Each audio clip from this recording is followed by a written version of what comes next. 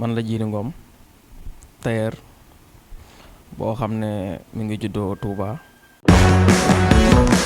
li gën mooy nga am métier. ma ne nag comme que réew mi dañ fay nekk te dañoo wax ne développement kenn ku ci nekk da nga koy commencé ci la nga man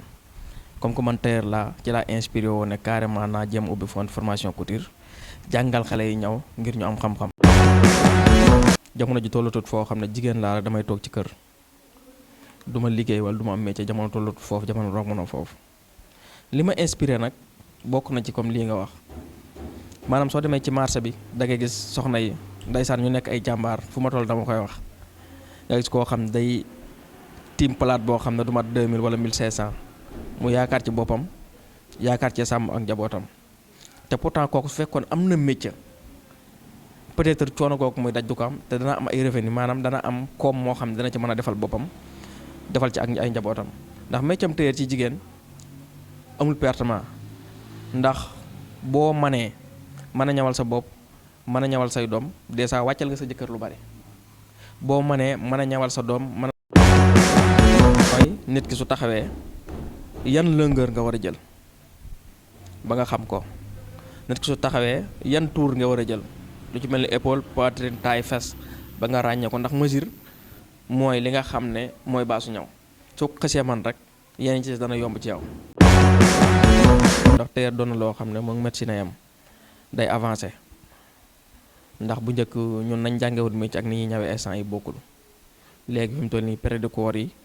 muy ci góor ñi muy ci jigéen ñi corps serré yi muy ci góor ñi muy ci jigéen ñi mais ñaw dafa am base boo xam ne boo ko xësee xam rek lépp loo gis donte jàngoo ko woon soo ko gisee da nga xam ne lii yoon wi lii la moo tax ñu leen di ñaax di bëgg ñuy respecter base bi mooy comme débutant bi di ngay commencer ñu wan la mesure bi pour nga respecter mesure bi ndax soo jëlee nit ki épaule bi jël tour de poitrine am jël tour de taille am jël tour de fesse lu ci nekk rek mën nga ko travailler dagg ko ñaw ko ba nga xam nit ki su ko solee du am benn faay tailleur daal fi ñu mënantee mooy respecter mesure. lu ci mel ni deer bi dana fi am daf fiy dugg waaye comme na mu fi daan duggee it bu fekkee noonu la ko ne du fi duggee daanaka du amal njariñ ñi nga xam ne ñooy liggéeykat yi ndax ñun ñi nga xam ne ñooy ay liggéeykat bari na ci ñoo xam ne deer bi daf fiy ñëw te duñ ci jot te danañ def li ñu war a def lépp mais tax ñu jot ci daanaka li ci ëpp ni ñu ko daan séddalee ay militants lañ ko daan séddalee ñi nga xam ne ñooy seen ay militants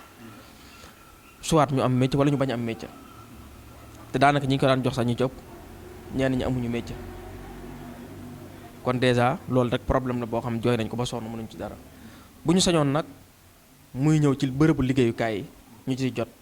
ndax centre formation couture yi bëgg nañ ay machines yoo xam ne bëgg nañ ay machines yu bari yoo xam ne ndaw yi dañ ciy mën a liggéey pour ñoŋal seen ay liggéey bëgg nañ ay places yu yaatu yoo xam ne danañ mën a jël plus de 100 personnes jëm 200 personnes. ñu ngi def programme mode Korité en même temps dañ def programme mode Tabaski ay quelques modèles yoo xam ne ay nouveauté la xam naa fii ak ay quelques jours rek bientôt dina génn incha allah rabbi bu ko yàlla dogalee it mode Korité ak mode Tabaski bëgg na maa créer it benn événement boo xam ne damay woo tailleur yi nga xam ne ñoo nekk ci diggante Touba ak Mbacké ma bëgg yéen ñi ngeen couvrir événement boobu incha allah rabbi. waa Touba problème bi ñu am mooy dañoo ñëwul média waaw dañ koo ñëwewul te média dafa doon loo xam dafa am solo ndax nit foo nekk di liggéey am nañu ko soxla am nañu soxla capacité bi am nañu soxla xam-xam bi mais xamuñu fi nga nekk te média bi day yombal ndax exemple da ngay nekk fenn di fa jàngale wala nga fay ñaw tey média bi ñëw jël la wane la fekk de y'a beaucoup de personnes yoo xam ne soxla woon nañ métier mi wala soxla woon nañ lu mel nii wala soxla woon nañ laa wala soxla nañ laa tey bu fekkoon ñëwoo ci média waaye problème bi ñu am daal mooy moo koy waxaat ñàkk a ñeme média moo leen jàpp ndax da nga gis ñoo xam ne ñi ngi Ndakaaru wala ñi ngi Thiès wala ñi ngi feneen ci yeneen région di def loo xam ne xale ya ne ca suuf di ko liggéey Touba lañ dëkk fi lañ juddoo fi lañ yaroo. may lancé message di wax ne sama mbokki tailleur yi nañ ñëw ci Touba Taïf ay ndaw lañ joo xam ne wax dëgg yàlla am pare nañ pour jàppale nit ñi pare nañ pour képp ku am xam-xam wala ku am talent ñu wane ko te loolu kon daal mu dellu di sant di gërëm rek di am kontaan ak mbégte ci ñëw bi ngeen ñëw ak teewaay bi ngeen teew nii